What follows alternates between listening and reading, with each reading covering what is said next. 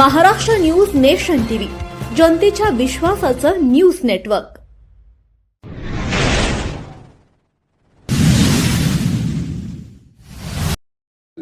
नमस्कार, आज आपण कुरुळी येथील चिंबळी या गावी आलेलो आहोत। माझ्या पाठीमागे आपण पाहू शकताय पूर्ण घरं या ठिकाणी पाण्यामध्ये गेल्याचे पाहायला भेटत आहेत। नेमकं तुम्ही माणसाली घरं कुणाची आहेत? या ठिकाणी पूर्ण आदिवासी ठाकर बांधव या ठिकाणी राहतात। नेमकं काय या ठिकाणी परिस्थिती आहे ते या ठिकाणी आपण जाणून घेण्याचा प्रयत्न करणार आहोत। आपल्यासाठी बोलण्यासाठी काही नागरिक आहेत, त्यांच्याकडून जाणून घेणार आहोत।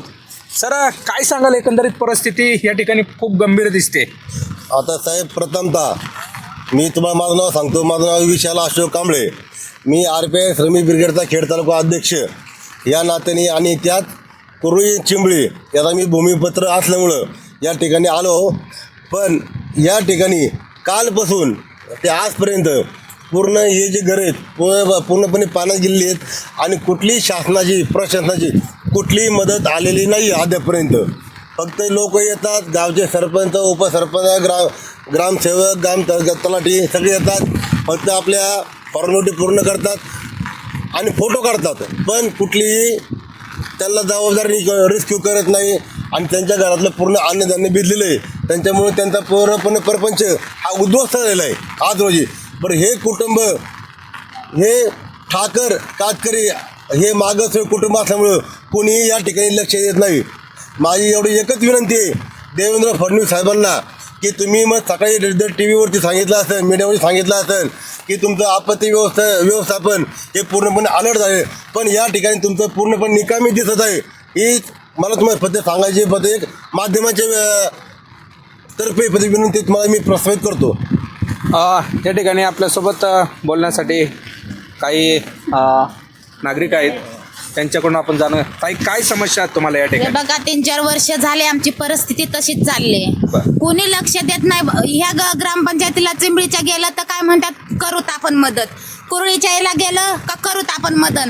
पण जेव्हा पाणी गेलं का मग तुम्ही कोण आणि आम्ही कोण, कोणी लक्ष देत नाहीये। प्रशासनाला काय विनंती कराल तुम्ही? आम्हाला जागा कुठं तरी द्यावा आणि घरकुलं मंजूर करून द्यावा, बस आमची एवढी नम्र विनंती आहे। ह्याच्या पलीकडे काय आम्ही बोलू शकत नाही। तुम्हाला एक गोष्ट अशी मी तुम्हाला भासून देतो शासनाला, प्रशासनाला। या ठिकाणी तुम्ही जे पाठीमध्ये पाहत असाल तर त्या ठिकाणी कॉलम रिंग रोडचं जे काम चालू आहे, तर त्या ठिकाणी त्यांनी भराव टाकून रिंग रोडचं काम उचलून हे आतापर्यंत अशी पूर्वजन्यपणे सही कधी आली नव्हती। पण काय झालं आहे, त्या रिंग रोडचं काम झालं म्हणजे पूर्णपणे हा दाब इकडे आलेला आहे। तर हा जे रिंग रोड जे काम करतात, जे ठेकेदार आहेत, त्यांच्यावरती गुन्हा दाखल झाला पाहिजे नाही, आमच्या ग्रामस्थांची मागणी आहे। आणि आम्ही जे मागणी केली होती, जी आमची जागा केली रिंग रोडमध्ये, यांनी काय केलं, एक चिंबळीचा जो उद्योगपती माणूस आहे त्यांनी 20 वर्षापूर्वी एक जमीन खरेदी केली होती, पण त्याची काय पॉवर ऑफ पॅटर्निंग केली होती। पॉवर ऑफ पॅटर्निंग केल्याच्या नंतर त्यांनी काय जागा नावावर झालेलं आहे। आम्ही प्रांत अधिकाऱ्यांकडे ही जे काय केस दाखल केली, पण त्यांनी आम्हाला कुठल्या प्रकारचे पैसे पण दिले नाही, काही पण नाही। आम्ही आमचे कुठलं प्लॉट पण दिलं नाही। त्याच्यामुळे काय झालं की त्यांनी जे आम्हाला सांगितलं की तुम्ही प्लॉट खाली करा, पण आम्हाला काय प्लॉट खाली बी यांना काय करता आलं नाही। पण यांना कुठं जागा पण पर्याय पण जागा दिली नाही। हे सगळी मागासवर्गीय कुटुंबाचे लोक आहेत।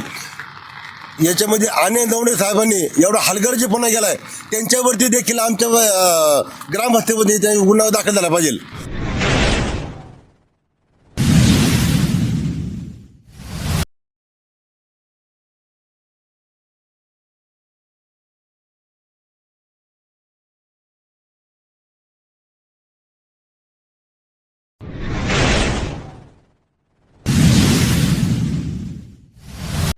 या ठिकाणी कॅमेरामॅनला विनंती करीत आहे, या बाजूला जर आपण पाहिलं तर पूर्ण या ठिकाणी घरं पाण्याखाली गेल्याचं आपल्याला पाहायला भेटत आहे। पाहू शकता आपण कशा पद्धतीने या ठिकाणी पूर्ण जे आदिवासी ठाकर बांधव आहेत त्यांची या ठिकाणी घरं या ठिकाणी पूर्ण पाण्यामध्ये गेल्याचं आपल्याला पाहायला भेटत आहे। या ठिकाणी एकूण किती लोकवस्ती आहे आणि प्रशासनाकडून तुम्हाला काय अपेक्षा आहेत त्यात थोडक्यात सांगा। या ठिकाणी कमीत कमी 70 ते 80 लोक, म्हणजे कमीत कमी लहान मुलं धरली तर कमीत कमी 120 ते 130-140 माणसं वास्तव्य करतात। त्या लहान मोठे बरेच लोक आहेत। पण या ठिकाणी जे आता तुम्ही जे पाहिलं आहेत, हे जे याच्यामध्ये लोक जे आहे झोपडी, त्याच्यामध्ये काय आम्ही सकाळी इथं येऊन सकाळी 6:30 वाजता लहान मुलं बाया माणसं घरामधले अन्नधान्य अख्खे बाहेर काढलेलं आहे. पण याच्यामध्ये आज कोणी काही आले नाही, प्रशासन कोणी आले नाही. आमची प्रशासन एकच विनंती आहे, ताबडतोब इथं तुम्ही ना काय ना काहीतरी बाबा एक रेस्क्यू टीम पाठवा. या लोकांची स्थलांतराची भूमिका तुम्ही काय ते स्पष्ट करा, एवढंच विनंती आहे. आता एकंदरीत जर पाहिलं तर यांचं अन्न वस्त्र निवारा हा. त्याची आता सध्याची मूलभूत गरज आहे. हा. आता यांनी राहायचं कुठं? यांच्या घरामध्ये पाणी गेलेलं आहे, यांची जेवायची पाण्याची वगैरे काय आता व्यवस्था आहे? याच्यामध्ये काय झालंय, आता ग्रामपंचायत चिंबळी, ग्रामपंचायत कुरळी त्यांचे लोक आले होते. इथून काही लोकांना ते घेऊन गेले. ते म्हणले आम्ही तुम्हाला मराठी शाळेमध्ये ठेवतो. आता ही परिस्थिती गेल्या 3 वर्षापासून होत आहे. गेल्या 3 वर्षापासून होत असून एकाकडे 1-2 दिवस ठेवतात, परत आणतात आणि परत तुम्ही तुमचं इथे झालं. पण ह्या गोष्टी कवर चालणार? काय ना काहीतरी शासनाने प्रशासन यांच्यामध्ये ठोस भूमिका घ्यावा अशी आमची विनंती आहे. खेड तालुक्याचे जे राजकारणी असतील किंवा प्रशासन असेल, पहा सत्य परिस्थिती काय आहे आणि या ठिकाणी गरीब जो वर्ग आहे यांना न्याय देण्यात यावा एवढीच प्रामाणिक इच्छा आहे. Maharashtra news nation TV, Kurali, Chimbali.